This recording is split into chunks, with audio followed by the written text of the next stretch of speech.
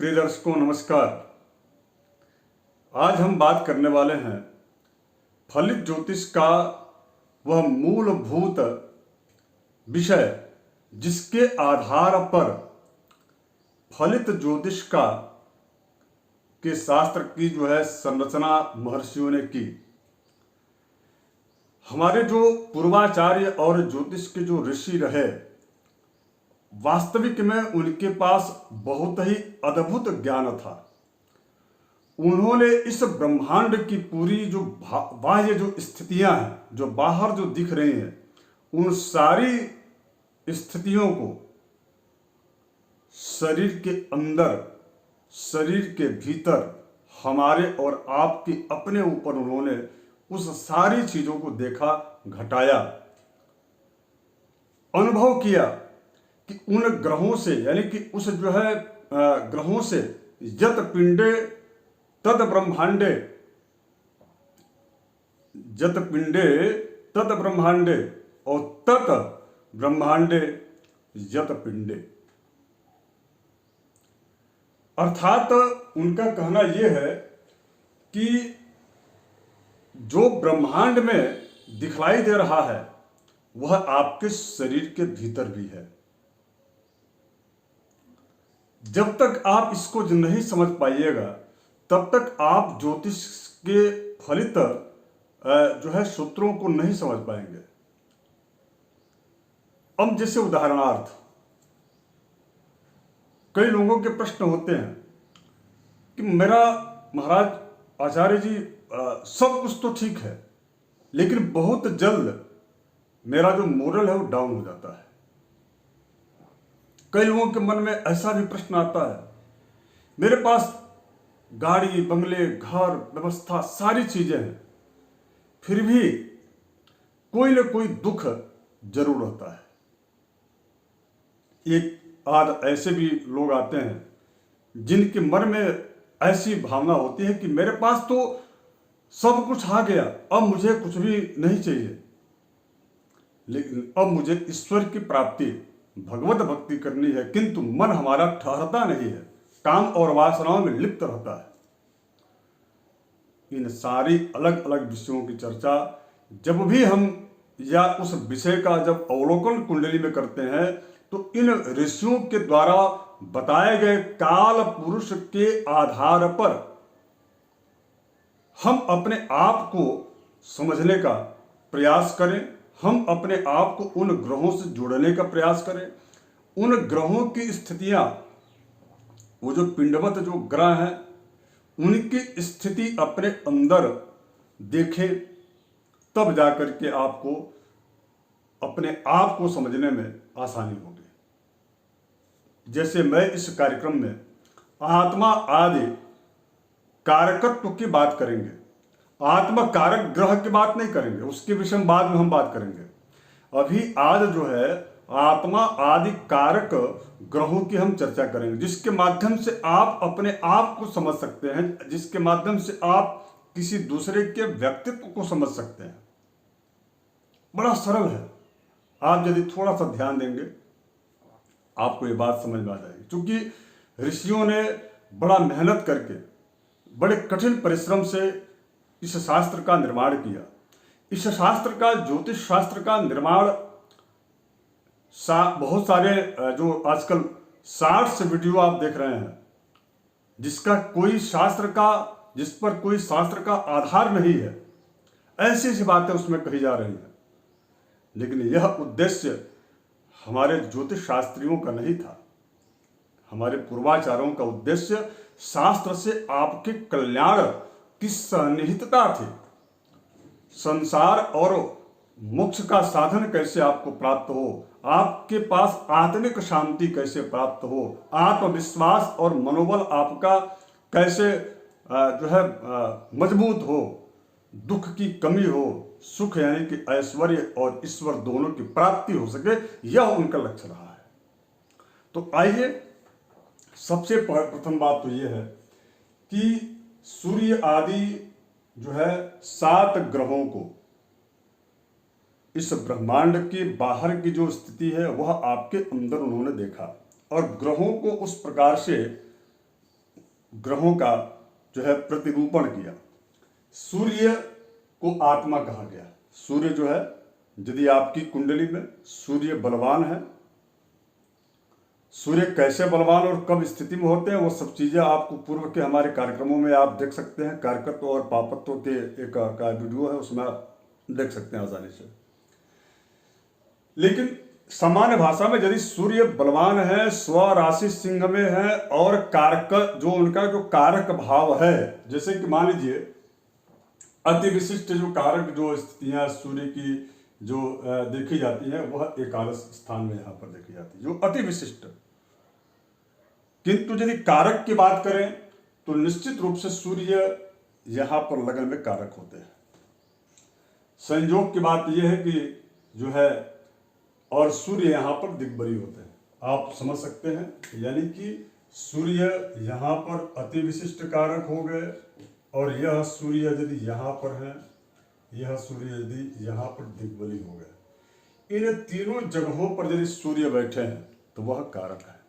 ऐसे व्यक्ति के जीवन में आत्मबल अत्यधिक देखा जाता है, आत्मविश्वास से यह व्यक्ति भरा होता है। और ये ऐसे जो लोग होते हैं वह जीवन में कोई ऐसा कार्य हो जो इनको दे दे और वो न पूरा करे, क्यों पूरा कर लेते हैं? क्योंकि उनके पास आत्मविश्वास होता है, अद्भुत क्षमता होती है ऐसे लोगों के अंदर। और इनके जीवन में कभी भी धन, यश, कीर्ति और सामाजिक व्यवस्था, इनका व्यक्तित्व बहुत ही अच्छा होता है, क्योंकि सूर्य आत्मक कारक है। और यदि स्व राशि में हो या उच्च की राशि में बैठे हो। और एक बात और आपको बता दूं, यदि सूर्य मजबूत है, कहा गया है कि आत्मा सहैति मनसा, शास्त्र में कहा गया, यदि इस पूरे कुंडली में आत्मा कारक अर्थात आत्मविश्वास को देने वाले यदि सूर्य मजबूत हैं तो उनका प्रकाश ग्रह जो साथी चंद्र है वह भी स्वतः स्वयं मजबूत हो जाते हैं, अर्थात चंद्र की शुभता। क्योंकि आत्मा सहैति मनसा कहा गया है शास्त्र में, चंद्र को मन का कारक कहा गया है। मन भी मजबूत तभी होगा जब आत्मविश्वास आपके पास होगा। यदि आप अपने आप को यदि समझना चाहते हैं, अपने आप को यदि आपकी अपनी समीक्षा करना चाहते हैं, आप आत्मविश्वासी हैं कि नहीं हैं, आपका मनोबल या मोरल आपका डाउन क्यों होता है, इसका मतलब सीधा सा है कि आपकी कुंडली में सूर्य कमजोर है या वह सूर्य कारकत्व लिए हुए नहीं है, बल्कि वह शुभत्व की जगह पर पापत्व यानी कि वह क्रूर ग्रह की स्थिति में आकर के वह पीड़ित होकर के आपको जो है आत्मविश्वास और मोरल चंद्र भी कमजोर हो जाते हैं, उसकी वजह से तो वो डाउन हो जाता है। अब इसमें चंद्र कहां पर अत्यधिक जो है कारक होते हैं, तो चंद्र अति विशिष्ट कारक भी यहीं पर होते हैं। अति विशिष्ट कारक भी जो है मैं आपको बता दूं कि चंद्र जो है यहीं पर अति विशिष्ट कारक होते हैं। जब यहां पर चंद्र है तो मजबूत है, अच्छी स्थिति में है। चंद्र दिग्बली भी यहीं पर होते हैं और लग्न में वह जो है कारक होते हैं, अर्थात चंद्र सर्वाधिक यदि शुभग्रह शुभ स्थिति में यदि लग्न में हो तो बहुत अच्छा होता है। प्रकाश ग्रह है तो मन, ऐसे लोगों का मन जो होता है केवल मात्र उनका जन्म कृष्ण पक्ष की जो है चतुर्दशी और अमावस्या को न हुआ तो निश्चित रूप से यह व्यक्ति जो है मनोबल इनका बड़ा अच्छा होता है। यदि मन शांत है, मन यदि उस व्यक्ति का स्वस्थ है, चित्त यदि उस व्यक्ति का स्वस्थ है तो वह व्यक्ति समाज में मान सम्मान के साथ साथ में उसका इमोशनल लगाव जुड़ाव हर व्यक्ति से हो जाता है, जिसकी वजह से वह उसी के चलते वह पूज्य होता है, उसका सम्मान समाज में बढ़ता है, सुंदर होता है, वाणी सुंदर होती है, कार्य उनके अच्छे होते हैं।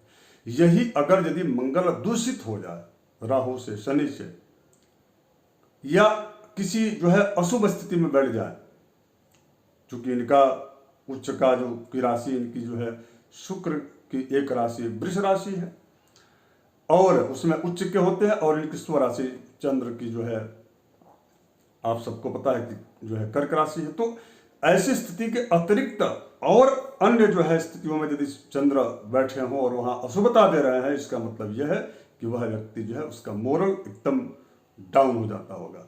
बात करूंगा यदि मंगल का, देखिए ये आत्मा और मन, आत्मा सहित मनसा, ये तो बात बिल्कुल सही है, किंतु मंगल की क्या भूमिका है? मंगल को कहा गया है, काल पुरुष में मंगल को बल कहा गया, सत्व, बल और सत्व कहा गया। सत्व ही बल है। सत्व का मतलब क्या है?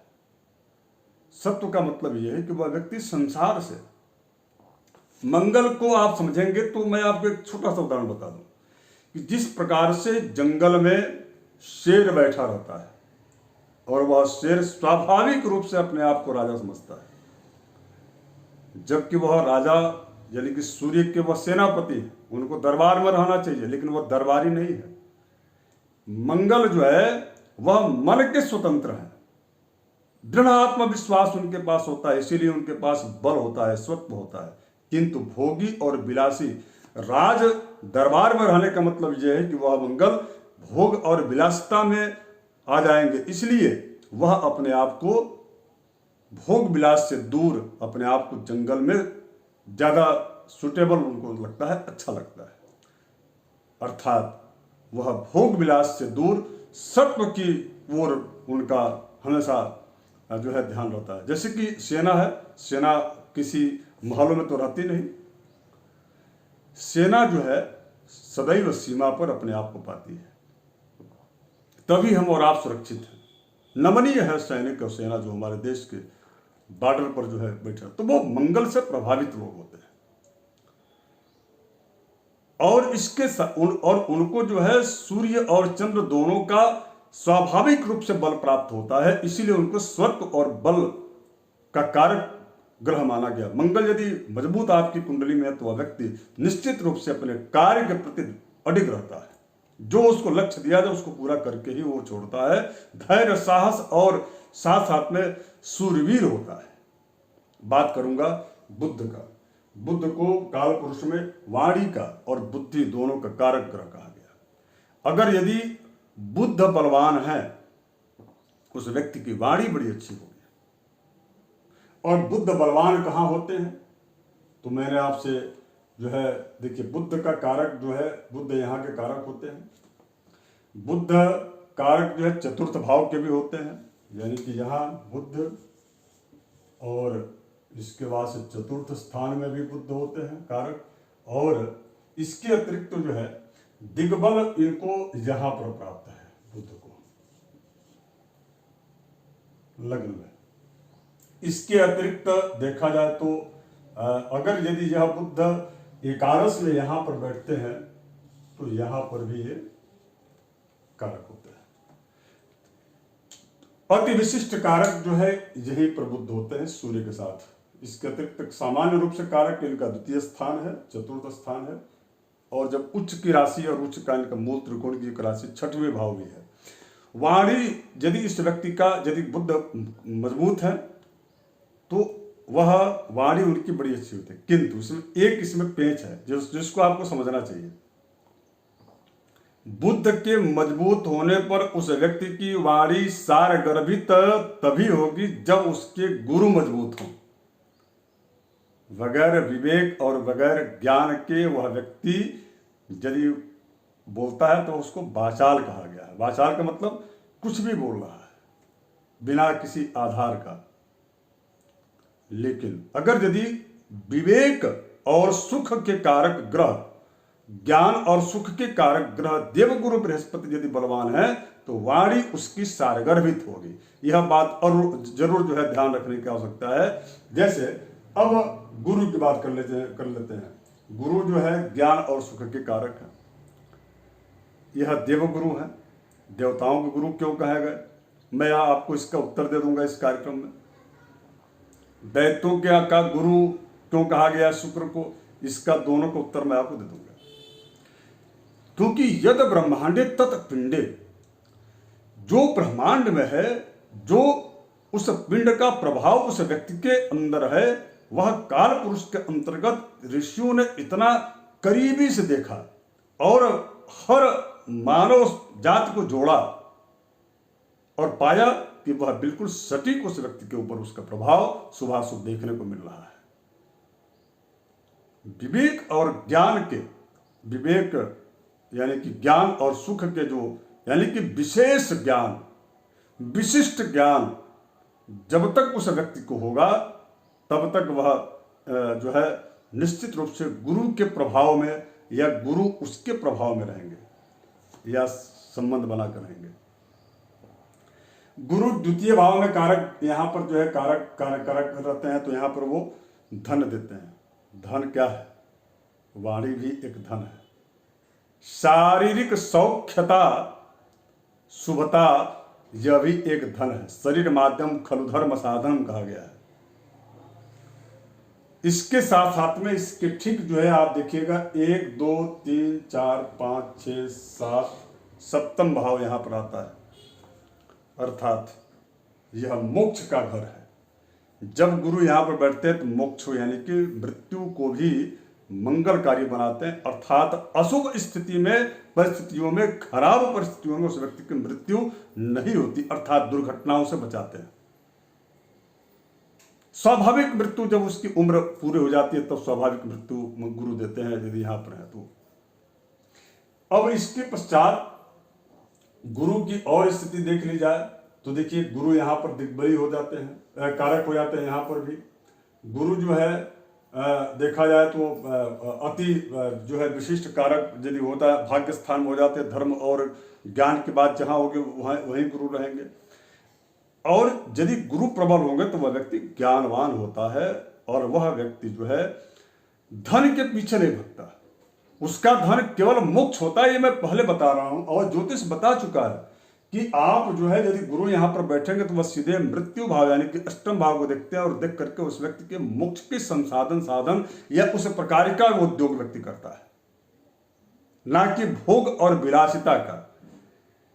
और शुक्र जो है वह भोग और विलासी यानी कि काम और भोग, स्त्री सुख पुरुष की कुंडली में, इसको देने वाले शुक्र होते हैं। और शुक्र सदैव भक्ति और ज्ञान इन दोनों के विपरीत भोग और काम की ओर ले जाते हैं। इसलिए शुक्र को दैत्य गुरु कहा गया है और भक्ति और ज्ञान से सदैव जोड़े रहने के लिए देवगुरु बृहस्पति को इसलिए देव गुरु कहा गया है। दोनों में सिर्फ अंतर इतना ही है, एक भक्ति ज्ञान को ले जाता है और एक जो है भोग और काम की ओर ले जाता है, जो दोनों के विपरीत धुरी है। शुक्र ऐश्वर्य देता है और बृहस्पति ईश्वर देता है। देवगुरु बृहस्पति ईश्वर की प्राप्ति का साधन बताते हैं और शुक्र सदैव वह व्यापार का, ऐश्वर्य का, भूमि भवन वाहन आदि सुखों का वह केवल मात्र जो है संसाधन करने, साधन करने की प्रवृत्ति देता है। यही अंतर है। बात करूंगा शनि की। शनि जो है यह दुख के कारक ग्रह है, किंतु शनि का यहां पर एक विपरीत स्थिति में बताऊं। सूर्य से लेकर के और शुक्र तक इतने जितने जो भी ग्रह हैं, यदि ये बलवान होंगे तो तत्संबंधित फल को देंगे, अत्यधिक देंगे। अर्थात सूर्य बलवान है तो उस व्यक्ति को आत्मबल बनाएंगे, चंद्र बलवान है तो उसका मनोबल बहुत अच्छा होगा और उसको कभी भी जो है डिप्रेशन या डिमेंशिया इत्यादि बीमारियों से वह के आगोश में नहीं आएगा। मंगल यदि बल और सत्व उनके पास है तो ऐसे व्यक्तियों को रक्त विकार या अत्यधिक बीपी से उसके जो है रोगग्रस्तता या रोग या हाइपर बीपी इत्यादि चीज़ों को नहीं देगा। बहुत सारी चीज़ें हैं और भी बताऊंगा। बुध यदि हैं तो उस व्यक्ति के वाणी में हकलाहट नहीं देगा या अत्यधिक अनावश्यक रूप से वह बोलने वाले व्यक्ति को समाज में निंदित नहीं करने होने देगा। गुरु यदि है तो ज्ञान और सुख देंगे, शुक्र है तो भोग और ऐश्वर्य देंगे। किंतु यदि शनि मजबूत हो जाते हैं तो यह दुख के कारक होकर के दुख में कमियां लाते हैं। ध्यान से सुनिएगा, शनि का मजबूत होना यानी कि दुख का जो है दुख में कमी का ले आना। दुख के कारक होने के बाद भी यह जो है यह दुख कम होता है यदि शनि बलवान है। शनि यदि कमजोर है, उदासीन है, शनि अगर यदि पीड़ित हैं, खराब जगहों पर बैठे हैं। जैसे मान लीजिए कि शनि अगर यदि सप्तम स्थान में बैठे और वहां के वो कारक नहीं है, तो ऐसी स्थिति में वह व्यक्ति पति पत्नी के बीच सदैव दुख का कारण बनेंगे और दुख में वृद्धि करेंगे। यदि शनि कमजोर है तो दुख को बढ़ाते हैं, यदि शनि मजबूत है तो दुख को कम करते हैं, अर्थात जहां दुख का अभाव होता है वहां पर सुख में वृद्धि करते हैं, सपोर्ट करते हैं, सहयोग करते हैं। ये बहुत ही बारीकी चीज है। आशा करता हूं कि आप सभी को अच्छा लगा होगा और मेरा आपसे आग्रह है कि यदि आप नए दर्शक हैं तो आप सब्सक्राइब जरूर कर लीजिएगा, लाइक शेयर करके एक बार कमेंट बॉक्स में जय सिया राम या जय श्री राम अवश्य आप जो है लिख दीजिएगा। आगे मैं चर्चा करने वाला हूं अर्थ काम मोक्ष जो 4 जो पुरुषार्थ है, उन पुरुषार्थों को काल पुरुष के माध्यम से, ज्योतिष के जो है माध्यम से कैसे इसको समझे। और दूसरा, इसमें मैं आपको एक बहुत ही अहम विषय आपको बताऊंगा कि ग्रहों में इनका रंग क्या होता है और ग्रहों का पारिवारिक संबंध कैसे देखा जाता है, कि वह पारिवारिक संबंध में क्या स्थितियां निर्मित कर रहा है। थोड़ा कार्यक्रम लंबा हो जाता है, आप पूरे कार्यक्रमों से जुड़े रहेंगे तो बहुत आनंद आपको आएगा। ज्योतिष बड़ा अद्भुत ज्ञान है, जरूर इसको आप समझिए, अन्य लोगों को भी प्रेरित कीजिए। हर व्यक्ति इससे कम से कम शास्त्र से रूबरू तो हो जाए, यही मेरा उद्देश्य है। धन्यवाद, नमस्कार, जय श्री।